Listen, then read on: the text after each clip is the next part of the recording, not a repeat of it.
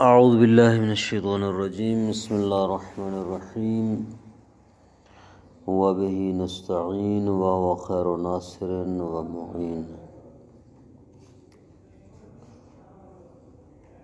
ضمیر منصوب کی بات چل رہی تھی۔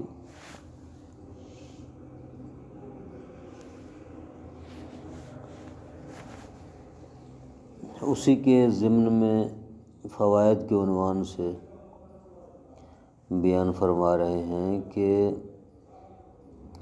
اگر ضمیر منصوب ضمیر متکلم ہو اور اس سے پہلے فعل متعدی آ جائے یا اس میں فعل آ جائے جو فعل متعدی کے معنی میں ہو،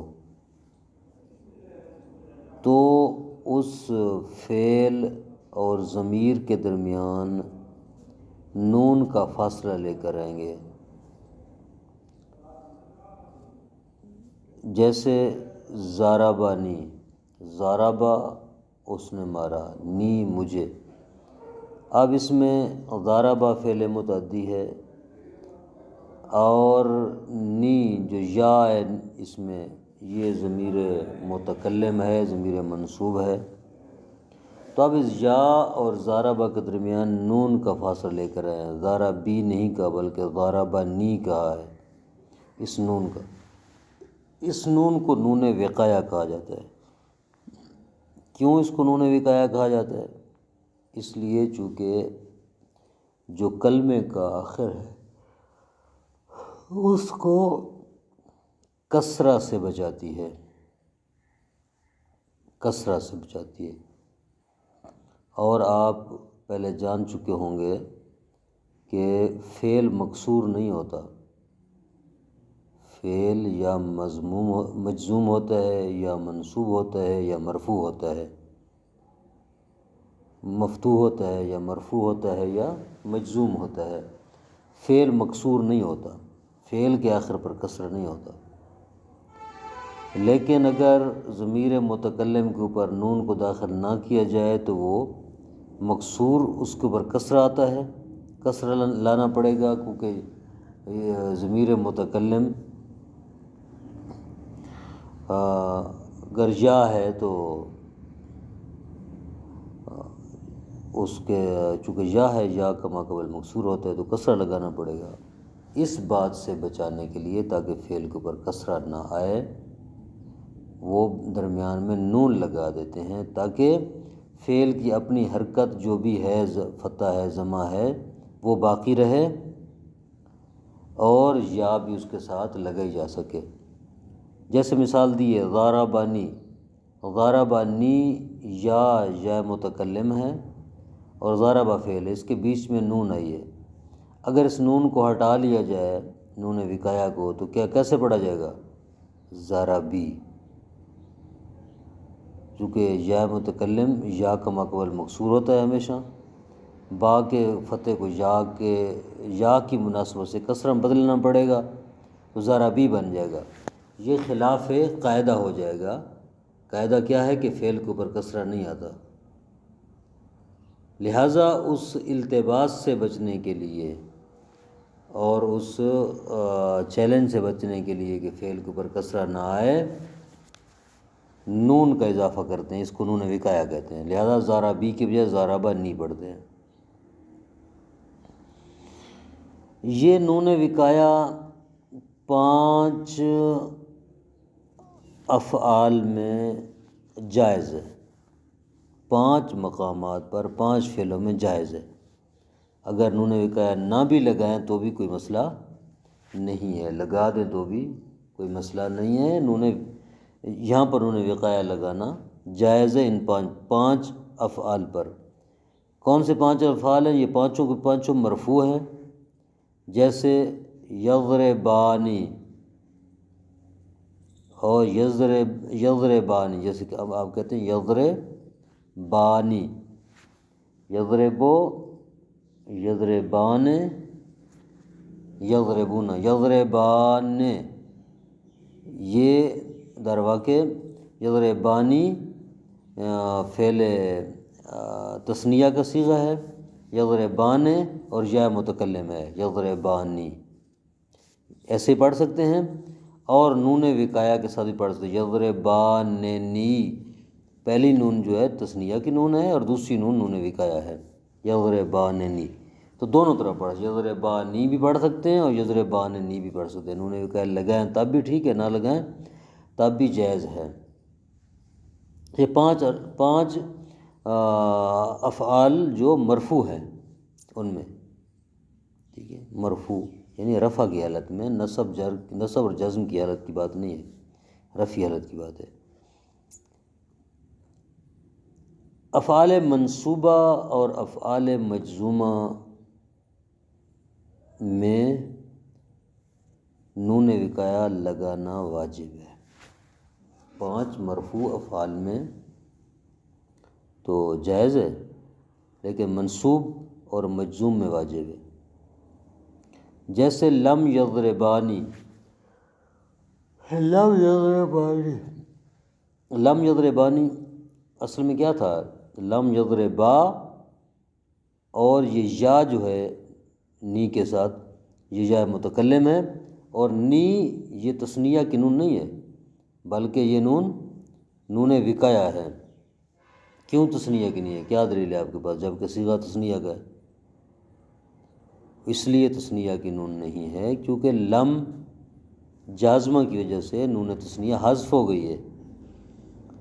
جیسے ہم کہتے ہیں نا یضربان، اس کے اوپر لم داخل کریں، لم یضربا، نون حذف ہو جاتی ہے، تو یہاں بھی نون تثنیہ حذف ہو گئی۔ یہ جو نون پڑی ہے ضمیر کے ساتھ، یہ نون وقایا ہے، نون تثنیہ نہیں ہے، لم یضربان، تو یہاں جو ہے نون وقایا لگانا واجب ہے اس مقام پر۔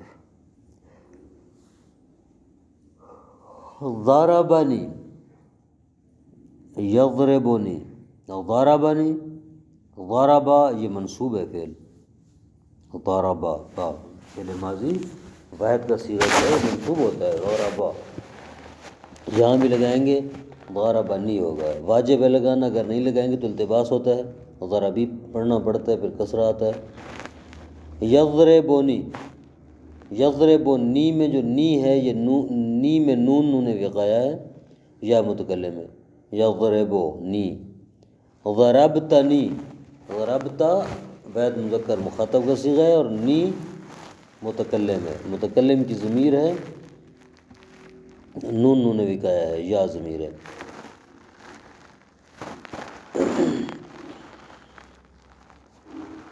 افعال جامدہ، بعض افعال جامدہ جو ہیں ان کو ذکر کر رہے ہیں، اس میں بھی نون وقایا کا لگانا ضروری ہے۔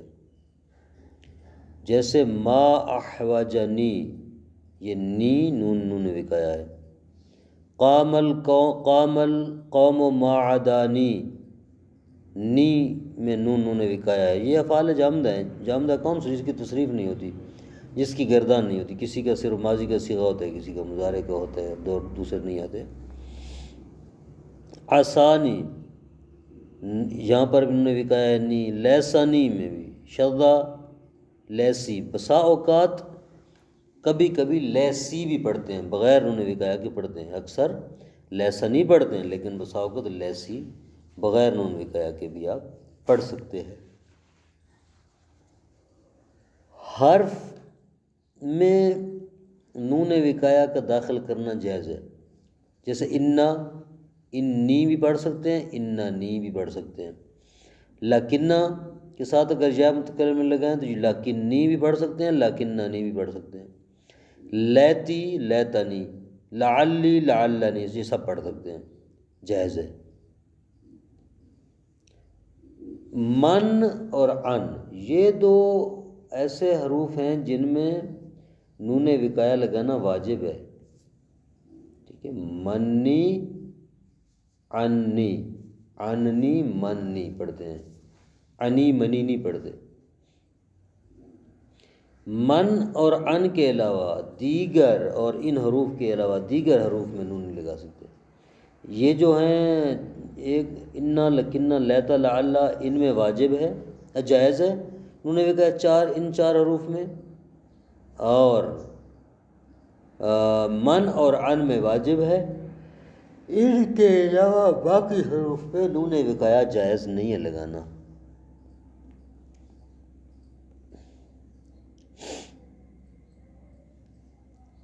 لدن ایک ہے، لدن حرف لدن اگر یا متکلم کی طرف مضاف ہو تو یہاں بھی غالباً نون وقایا لگائی جاتی ہے، لدنی تشدید سے پڑھتے ہیں، یعنی پہلے ایک نون پڑھی ہے اس کے بعد نون وقایا بھی لگی ہے، تو آپس میں دو نونیں مدغم ہو گئی ہیں، تو لدنی پڑھ رہے ہیں، نون پر تشدید ہے، یہ لادونی نہیں، لدنی۔ دیکھیں ترجمہ، فائدۃ اذا سبق ضمیر المتکلم فعل متعد، جب ضمیر متکلم سے پہلے فعل متعدی آ جائے۔ یہاں جو یہ بات ہو رہی ہے یہ ضمائر منصوبہ کے بارے میں بات ہو رہی ہے، اس کی ہے ضمیر منصوب متکلم فعل متعدی کے ساتھ متصل ہو، یوں بھی کہہ سکتے ہیں اور یوں بھی کہہ سکتے ہیں کہ فعل متعدی ضمیر متکلم سے پہلے آئے، او اسم و فعل بے معنی ہو، یا اسم فعل ضمیر متکلم سے پہلے آئے جو فعل متعدی کے معنی میں ہو، کسی فعل متعدی کے معنی میں ہو، تو فاصلت بینہما نون، تو فعل اور ضمیر کے درمیان ایک نون کا فاصلہ لگایا جائے گا، تو سما نون الوقایہ ہے، جس کو نون وقایہ کہتے ہیں، لأنہا تقی آخر الکلمات من الکسر۔ کیوں نون وقایہ کہتے ہیں؟ نون وقایہ کہنے کی وجہ یہ ہے کہ وہ فعل کو بچاتی ہے کس بات سے؟ فعل کے آخر کو بچاتی ہے کسرے سے، کیونکہ ہم پڑھ چکے ہیں کہ فعل کے آخر میں کسرہ نہیں آتا، الذی لا يدخل الفعل، وہ کسرہ جو فعل پر داخل نہیں ہوتا، اس کسرے سے محفوظ رکھنے کے لیے یا سے پہلے نون وقایہ لگاتے ہیں۔ الا ان ذلک جائز فی الافعال الخمسۃ المرفوعہ، 5 مرفوع افعال میں یہ جائز ہے نون وقایہ لگانا، جیسے یضربان، تضربان وغیرہ، او یضرباننی، یضربان بھی پڑھ سکتے ہیں، یضرباننی بھی پڑھ سکتے ہیں، لگائیں تو بھی ٹھیک ہے، نہ لگائیں تو بھی۔ وواجب فی المنصوبات والمجزومات وفی غیرها من الافعال المتصرفہ، افعال منصوبہ، افعال مجزومہ اور ان کے علاوہ باقی افعال متصرفہ میں واجب ہے نون وقایہ کا لگانا، جیسے لم یضربانی، نی وقایہ ہے، لم یضربا، یا نہیں پڑھ رہے پانی، ضاربی نہیں پڑھ رہے ضربانی، یضربنی ضربتنی، جیسے تشریح میں عرض ہوا ہے۔ ومن الافعال جامدہ، اور افعال جامدہ پر بھی داخل کرنا نون وقایہ کا واجب ہے، ما احوجنی الیک، نی احوجنی، قام القوم ما عدانی، یہ نی نون وقایہ ہے یہاں پر، عصانی میں نون وقایہ ہے، لیسنی میں نون وقایہ ہے، شدہ لیسی، قلیل طور پر لیسی پڑھا جاتا ہے بغیر نون وقایہ کے، وإلا لیسنی پڑھا جاتا ہے غالباً۔ اما الحرف فدخول النون فیہ جائز، حرف میں نون وقایہ کا داخل کرنا جائز ہے، فی انا میں، لکنہ میں، لیتا میں اور لعلہ میں، اننی، لکننی، لیتنی، لعلنی، وواجب فی من وعن، من اور ان میں نون وقایہ داخل کرنا واجب ہے، منی، انی، وفی غیرہما ممتنع، من اور عن کے علاوہ باقی حروف میں نون کا داخل کرنا ممنوع ہے، جائز نہیں ہے۔ والغالب اثباتها فی لدن، اور غالباً نون وقایہ ثابت ہے لدن میں، کب؟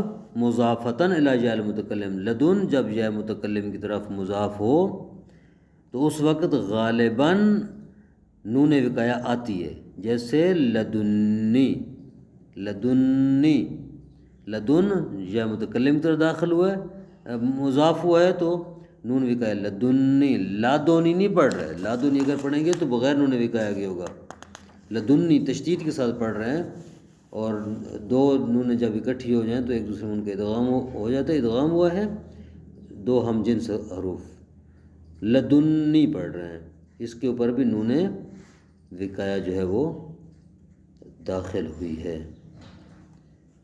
صلی اللہ علی محمد وآلہ وسلم۔